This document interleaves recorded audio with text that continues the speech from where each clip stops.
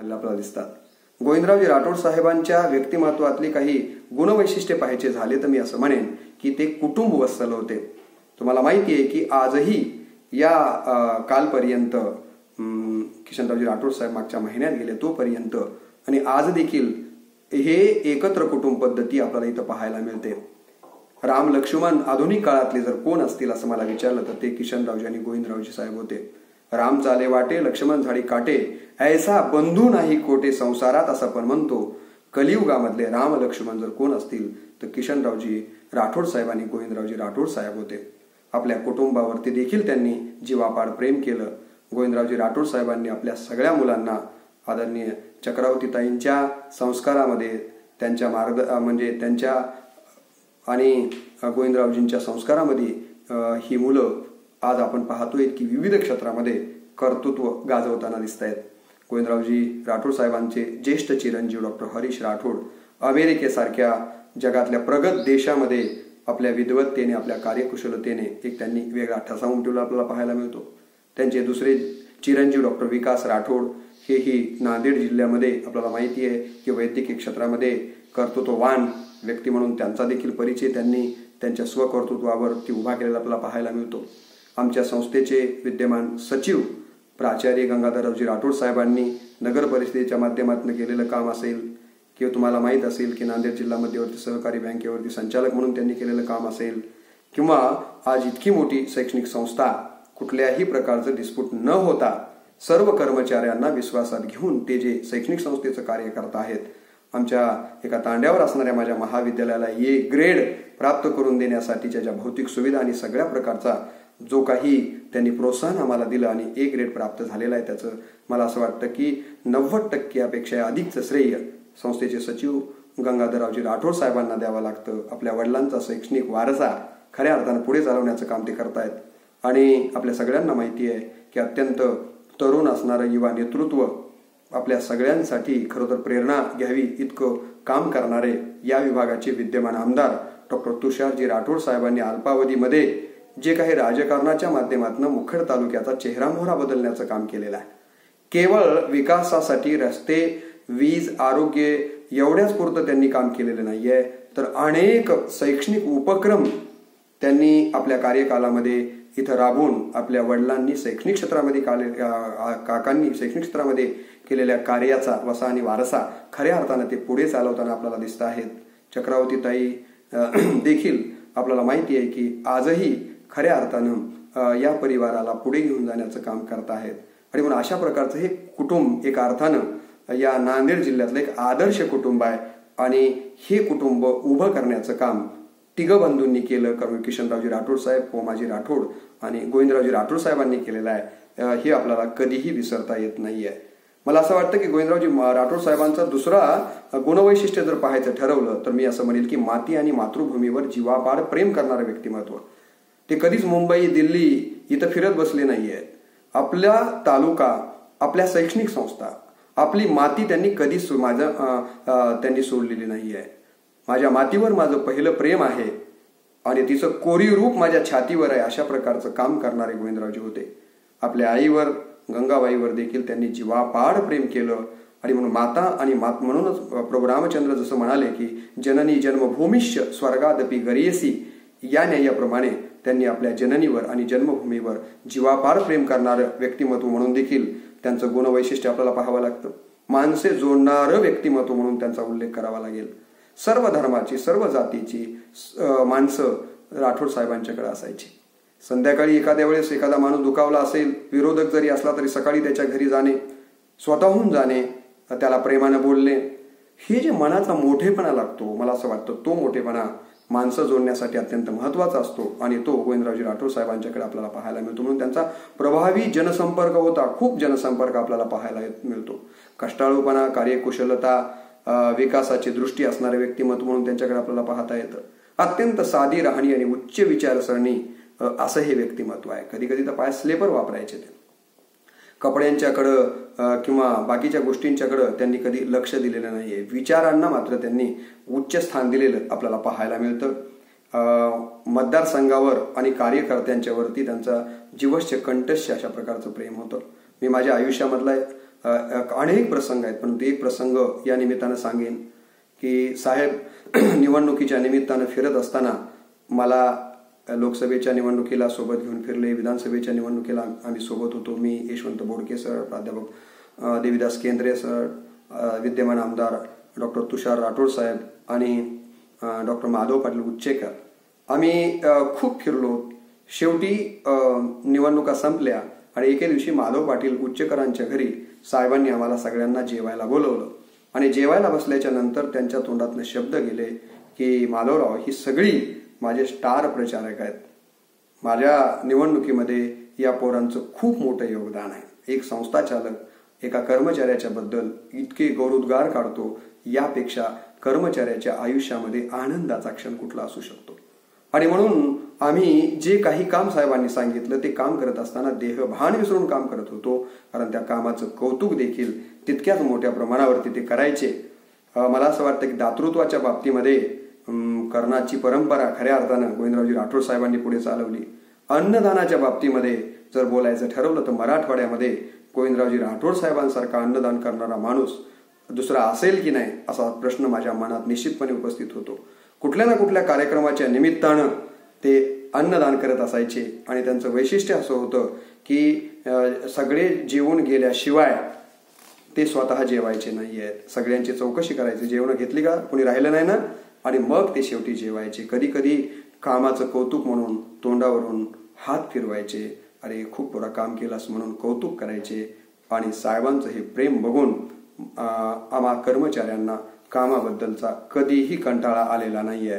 साहेब हे महात्मा फुले, राजर्षी शाहू महाराज, बाबासाहेब आंबेडकर, कर्मवीर किशनरावजी राठोड साहेब, कर्मवीर भाऊराव पाटील, वसंतरावजी नाईक साहेब, अशा या सर्व पुरोगामी विचाराच्या परंपरांच्या वरती प्रेम करणारे होते. आणि म्हणून त्यांनी आपल्या आयुष्यामध्ये या परंपरा परोपरीनं पुढे घेऊन जाण्याचं काम केलं. त्यासाठी त्यांनी या भागामध्ये व्याख्यानमालांची अनेक पुष्प गुंफली. प्राचार्य नागोराव कुंभारांसारखा एक विद्वान प्राचार्य महाविद्यालयामध्ये 3 वर्षासाठी निमंत्रित करून अत्यंत आदराची वागणूक त्यांना दिली आणि या भागामध्ये एक बौद्धिक, प्रबोधनात्मक, साहित्यिक चळवळ निर्माण करण्याचं काम त्यांनी केलेलं आहे. महाराष्ट्रातले तत्कालीन साहित्यिक विचारवंत या वसंतनगरच्या मालरानावरती येत राहिले आणि प्रत्येक कार्यक्रम झाल्यानंतर त्यांच्या भोजनाची व्यवस्था त्यांनी केलेली आहे.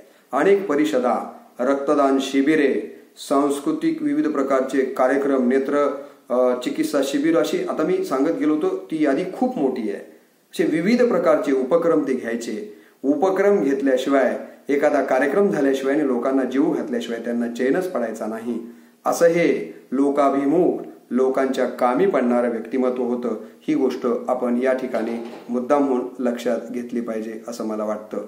मित्रांनो, खरं तर त्यांच्याबद्दल जेवढं बोलावं तेवढं कमी आहे. मी 1992ला या संस्थेमध्ये आलो. सुरुवातीचे 6 महिने त्यांचा आणि माझा परिचय नव्हता. नंतर एका कार्यक्रमाचं सूत्रसंचलन त्यांनी ऐकलं आणि माझा परिचय झाला.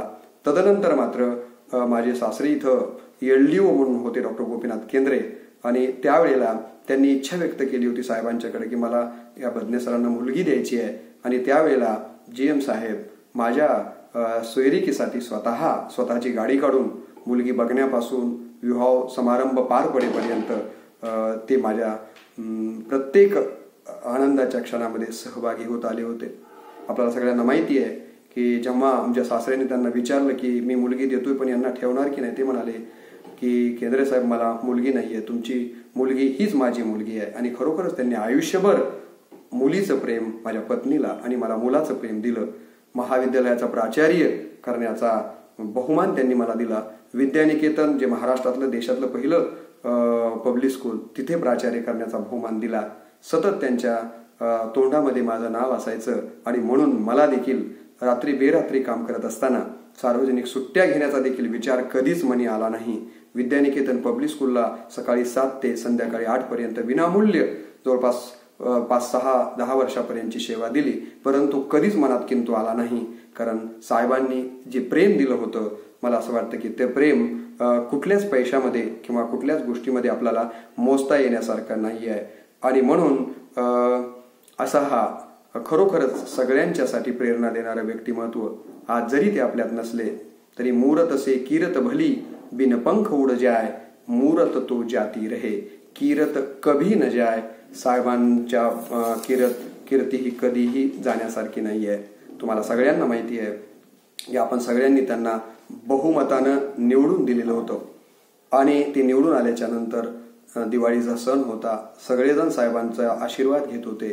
त्याच वेळेमध्ये शपथविधी घेण्यासाठी ते मुंबईला निघाले आणि जालन्याच्या जवळ रस्त्यामध्येच त्यांना अटॅक आला आणि गोविंदरावजी राठोड साहेब ज्यांनी मायेची पाखर आपल्या सगळ्यांच्या वरती घातलेली होती, आपला आधारवड 26 ऑक्टोबर 2014 रोजी आपल्यातनं निघून गेलेले आहे.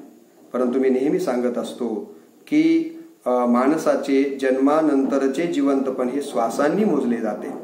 माणूस जन्मल्याच्या नंतर मरेपर्यंत जे त्याचं आयुष्य मोजलं जातं ते श्वासांनी मोजलं जातं, पण मृत्यूनंतरचं जिवंतपण हे त्यांनी आयुष्यभर घेतलेल्या ध्यासांनी मोजलं जातं. आयुष्याची सार्थकता ही जगण्याची मला असं वाटतं की अत्यंत जगण्याच्या लांबी रुंदीवर अवलंबून नसते, ती अवलंबून असते जीवन मूल्यांवर. संत ज्ञानेश्वर, बसवेश्वर, तुकाराम, स्वामी विवेकानंद, बालकवी गोविंदाग्रज यांनी वयाची 50 देखील ओलांडली नव्हती, पण त्यांच्या मृत्यूला शेकडो वर्ष लोटली तरी समाजामध्ये आजही ते प्रतिष्ठेने जिवंत आहेत. साहेब आज जरी शरीरानं आपल्यात नसले तरी त्यांच्या कार्यानं निश्चितपणे आजही ते आपल्यामध्ये जिवंत आहेत. केवळ एवढंच की कुठल्याही मोठ्या माणसाचा मृत्यू दोनदा होत असतो. एकदा ते शरीराने म्हणतात आणि दुसऱ्यांदा त्यांनी सांगितलेले विचार जेव्हा त्यांचे अनुयायी विसरून जातात आणि विचाराच्या विपरीत वागायला लागतात, तेव्हा मात्र त्या महापुरुषाचा, त्या मोठ्या माणसाचा खऱ्या अर्थाने मृत्यू होतो. साहेब जरी शरीराने मृत झाले असले तरी ते विचाराने आजही जिवंत आहेत. त्यांनी दिलेली मूल्य, कारण कसं की मोठी माणसं ही मूल्यांसाठी जगत असतात. मी नेहमी सांगत असतो की आपण आपल्या आयुष्यामध्ये काहीतरी मूल्य, काहीतरी विचार, काहीतरी तत्वांना बांधून घेऊन जगलं पाहिजे. जी माणसं तत्वांना, मूल्यांना घेऊन जीवन बांधून घेऊन जगतात तीच माणसं खऱ्या अर्थानं मृत्यूनंतरही अमर असतात. बघा ना, नदी दोन्ही काठांनी स्वतःला बांधून घेते म्हणून ती हजारो एकर जमीन हरितक्रांत करीत जाताना आपल्याला दिसून येते. वृक्ष मुळांनी जमिनीशी बांधून घेतो म्हणून तो आकाशाकडे झेपावताना दिसतो. तुम्हाला माहिती आहे, सतारीचे किंवा विण्याच्या तारा खुंटीला बांधून घेतात म्हणून त्यांना सुमधुर संगीत त्याच्यातनं बाहेर पडतं. तसं तुम्ही आणि मी गोविंदरावजी राठोड साहेबांच्या या पुण्यस्मरण दिनाच्या निमित्तानं साहेबांनी जसं सामाजिक बांधिलकीला, भटक्या विमुक्तांच्या, वंचितांच्या, दलितांच्या विकासाला बांधून घेतलं होतं, तोच विचार आपण आपल्या जीवनामध्ये बांधून घेतला आणि आपण जर पुढे जाण्याचा प्रयत्न केला, तोच विचार जर पुढे नेला तर मला असं वाटतं की ते अत्यंत महत्वाचा असणार आहे. आता आपल्याला पूर्णार्थानं कैलासवासी आमदार गोविंदरावजी राठोड साहेब तर होता येणार नाही. त्यांच्या जीवनातलं एखादा गुण, त्यांच्या चरित्रातलं एखादं पान होता आलं तरी पुरे आहे. म्हणून म्हणतो, समुद्र होता नाही आलं तरी थेंब तरी व्हावं. समुद्र होता नाही आलं तरी थेंब तरी व्हावं. थेंब होण्यासाठी पाण्याचे गुणधर्म वासावे लागतात.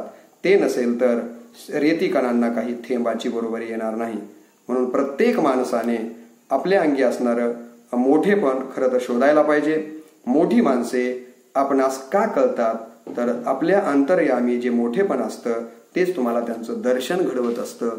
असं दर्शन मला असं वाटतं की थोडक्यात घडवण्याचा प्रयत्न या व्हिडिओच्या माध्यमातून मी केलेला आहे.